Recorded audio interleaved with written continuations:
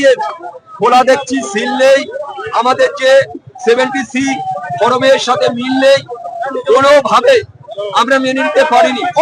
তাই আমরা সেদিন শুনে শুনে অবজারভারকে জানিয়েছি, নির্বাচন কমিশনারকে জানিয়েছি যে সম্পূর্ণ এভিএম চুরি করা হয়েছে, ভোট চুরি করা হয়েছে।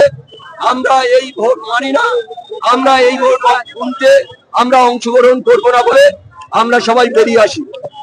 তারপরে আমরা বিশেষ সূত্রে জানতে পারি জীবনতলার বিডিও, জীবনতলার ওসি সহ আরোরা মিলে কয়েক কোটি টাকার বিনিময় এই এভিএম চুরি করে ক্ষমতাসীন দলকে জেতানোর চেষ্টা করেছে।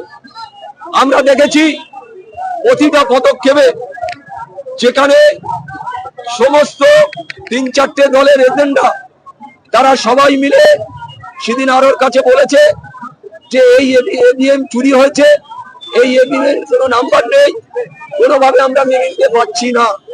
সেখানে বিজেপি, কংগ্রেস, দুজন নির্দল, আমি সহ আমরা 6-7 জন প্রার্থী আমরা সেদিন অভিযোগ করেছিলাম আরোর কাছে আমরা অভিযোগ করেছিলাম, তারা কোনোভাবে মানেনি। তাই আপনারা দেখেছেন ওসি জীবনতলা সাসপেন্ড হয়েছে, ক্যানিং পূর্ব বিধানসভায় যিনি অবজারভার ছিলেন তিনি সাসপেন্ড, বহিষ্কার হয়েছে, আরো বহিষ্কার হয়েছে। তাতে কি প্রমাণ হয় যে এখানকার ভোট লুট করা হয়েছে, চুরি করা হয়েছে। দেখুন তৃণমূলের নেতা সায়েন্সা অভিষেক বন্দ্যোপাধ্যায় এসপি কে বলেছে এই ভোটটা জেতাতেই হবে, বাহারুল আমার ভাই, তাই বাহারুলকে জেতাতে হবে। তাই এসপি কথা রেখে বাহারুলকে জিতিয়েছে এভিএম চুরি করে।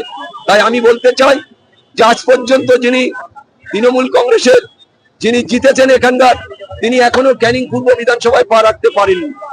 তাই আপনাদের কাছে আমার বলার, তার প্রতিবাদ জানাতে বিভিন্ন জায়গায় বিভিন্ন ভাবে এলাকায় সন্ত্রাস হওয়ার প্রতিবাদে বিভিন্ন ওসিরা সঠিকভাবে কাজ করছে না। আমি সব ওসির কথা বলবো না, বেশ কিছু ওসিরা আছে, আইসিরা আছে, তারা সঠিকভাবে কাজ করছে না। তারা বিভিন্ন ভাবে আমাদের আইএসএফ এর কর্মীদের উপরে অ্যাটাক করছে, বিভিন্ন ভাবে আমাদের আইএসএফ এর কর্মীদের থানায় তুলে নিয়ে যাওয়া হচ্ছে, একটার পর একটা চক্রান্ত হচ্ছে। তাই আমি সিদ্ধান্ত নিয়েছিলাম যে আমরা জীবনতলাতে একটা বড় মিটিং করে মানুষকে অবগত করব। সেটা আজকে আমরা করেছি।